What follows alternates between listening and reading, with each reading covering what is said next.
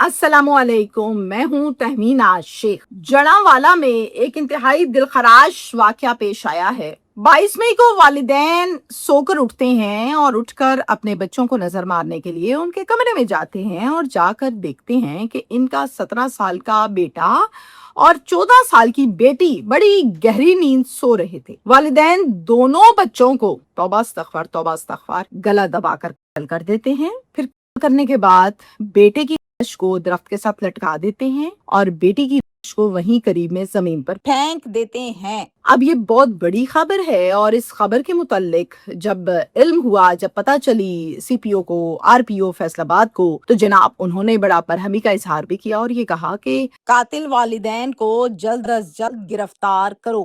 Police کی دوڑیں لگ گئیں اور پھر ایس ایچ او جو ہے اس نے قاتل والدین کو گرفتار کیا۔ پولیس نے قاتل والدین سے سوال کیا، تفتیش کی، یہ کیا معاملہ ہے بھائی، کیوں کیا اسے؟ جو جواب آیا نا ملزمان کی جانب سے، آپ یقین کیجئے وہ اس قدر حیران کن، اتنا کو گھٹیا آنسر وجہ بتائی ہے کہ ایس ایچ او اپنا سر پکڑ کے بیٹھ گیا۔ آپ کو بھی یقین نہیں آئے گا اور مجھے بھی جب تک میں نے صرف خبر کو سنا تھا یقین نہیں آتا انسان کو کہ اتنا تو نہیں کوئی گر سکتا، لیکن واقعی قیامت آنے نہیں والی، قیامت کی نشانیاں نظر آ رہی ہیں، آ چکی ہے۔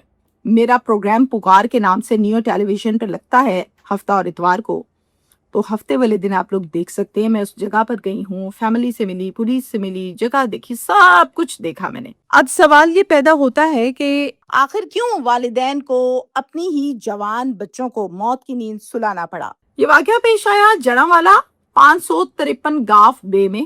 فقیر محمد گھر کے سربراہ ہیں۔ ان کی بیوی کا نام ہے نصرت بی بی۔ ان کا بیٹا ہے، ایک نام ہے بیٹے کا واصف۔ نصرت ایک لوز کریکٹر خاتون ہے، منہ مارتی پھرتی ہے۔ نصرت گاؤں کے ایک آدمی کے ساتھ جس کا نام ارشد ہے ناجائز مراسم قائم کرتی ہے۔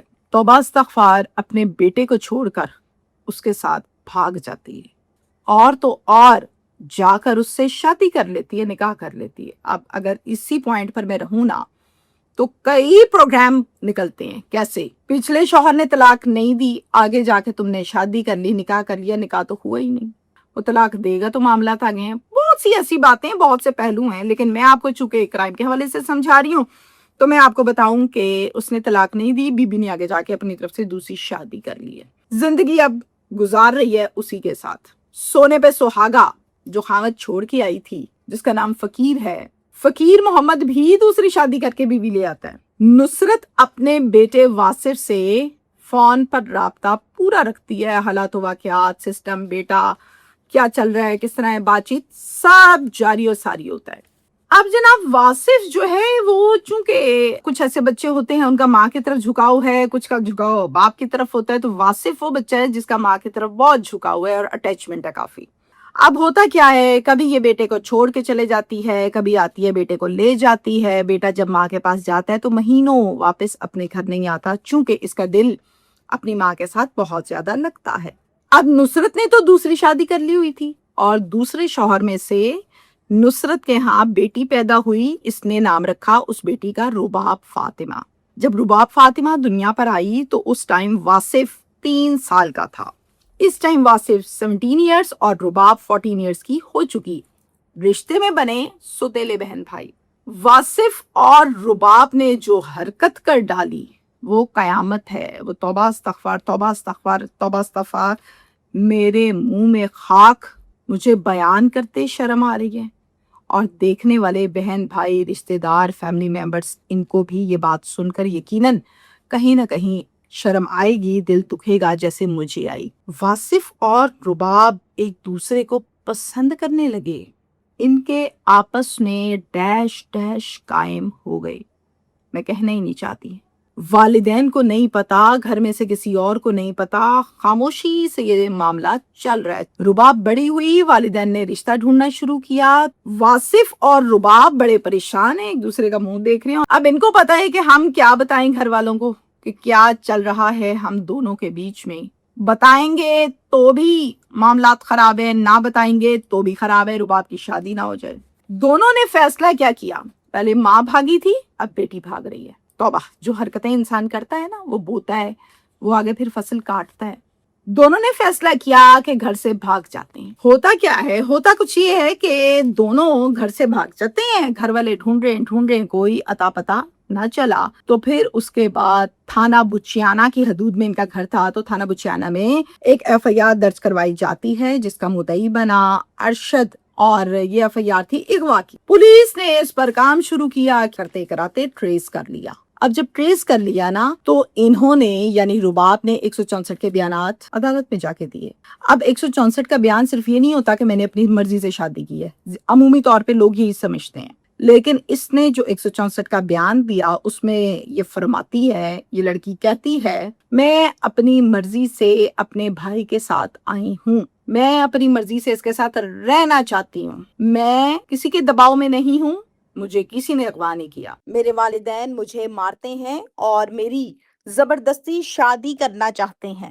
یہ بیان دیا، ماں کے منہ پر کالک ملی، باپ کے منہ پہ کالک ملی، اور عدالت نے الاؤ کیا جی آپ جائیے، اور بی بی آ گئی اس کے ساتھ۔ یہاں سے یہ دونوں جڑاوالا کے ایک ڈیرے پر چلے گئے، اور اس ڈیرے پر جا کر انہوں نے ملازمت بھی شروع کر دی اور اسی نے ان کو رہائش بھی دے دی۔ اب زندگی وہیں سے گزر رہی ہے۔ ماں باپ کو یہ ابھی بھی نہیں پتا کہ یہ دونوں آپس میں کیا کرتے پھرتے ہیں، کیوں اتنی محبتیں جاگی نہیں۔ بعد میں یہ بات کھلتی کیسے ہے، اس ڈیرے دار پر۔ کیسے؟ ڈیرے دار کو انہوں نے جا کے کہا کہ ہم میاں بیوی ہیں اور ہم نے رہنا ہے، تو ڈیرے دار تو ان کو میاں بیوی کی حیثیت سے کمرہ دیا تھا اور رکھا ہوا تھا، اور وہاں سے بات کھلی کہ جناب نہیں، وہ گل کچھ اور کھلائے جا رہے ہیں، کرتوت بڑے گندے ہیں۔ والدین کو یہ بات جب پتا چلی تو انہوں نے دکھ تو ضرور کیا، لیکن میں یہی کہوں گی کہ آپ نے جو کیا نا، وہ آپ نے آگے کاٹا۔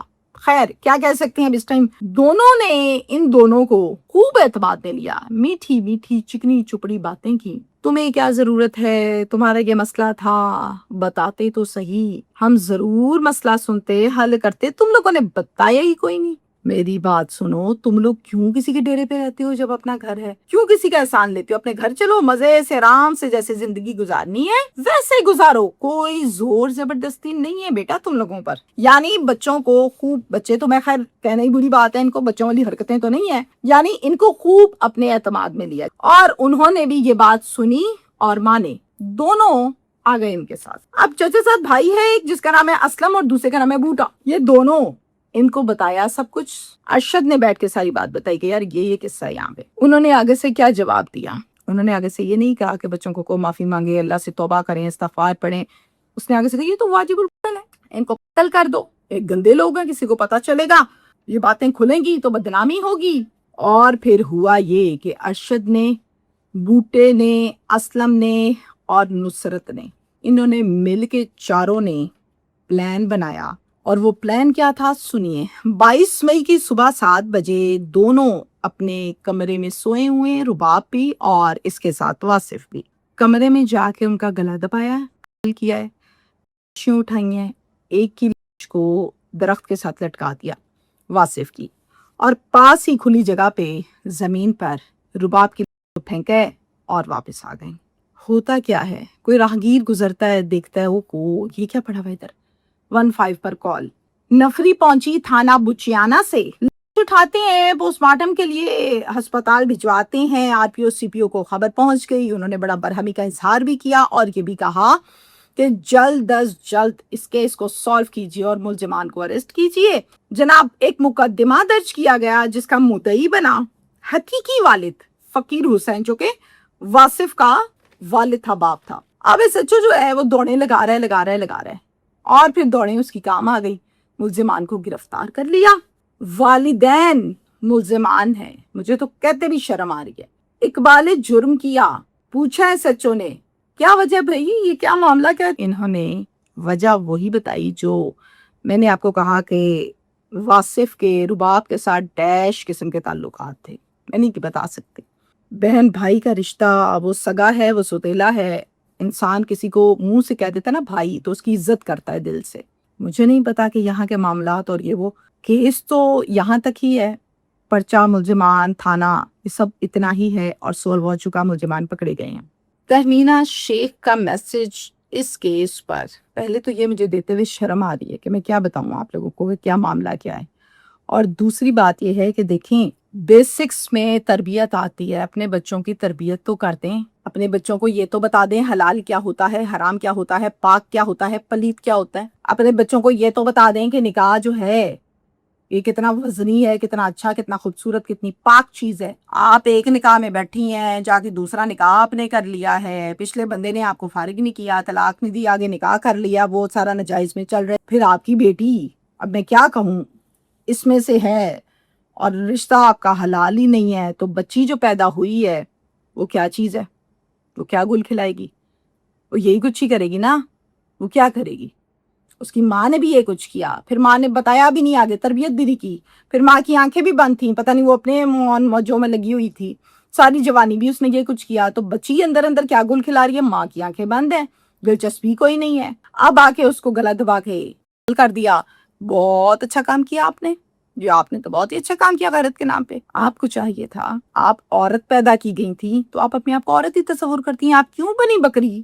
آپ کیوں بنی بلی؟ آج اس چوک پہ، کل اس چوک پہ، پرسوں اس چوک پہ، آگے آپ نے بلی نے بچے جو دیے وہ بھی ویسے دے دیے۔ عورت پہ ڈیپینڈ کرتا ہے اپنا آپ بھی ٹھیک رکھے تاکہ اس کے ساتھ بھی ٹھیک ہو۔ سدا جوانی نہیں رہتی کسی کو۔ یہ بچے جو پیدا کیے ہیں، یہ جب جوان ہوتے ہیں یہ سوال جواب کرتے ہیں آپ سے، پھر اس ٹائم آپ نے کیا جواب دینا ہے؟ اگر تو آپ کو شرم حیا ہے تو، اور اگر شرم حیا ہی نہیں ہے تو پھر آپ کو کیا لگے بیٹی جو مرضی گل کھلائے اور بیٹا جو مرضی گل کھلائے۔ اپنی آخرت بچانے کے لیے اپنے بچوں کو تربیت کیجیے، سکھائیے حلال حرام۔ شکریہ۔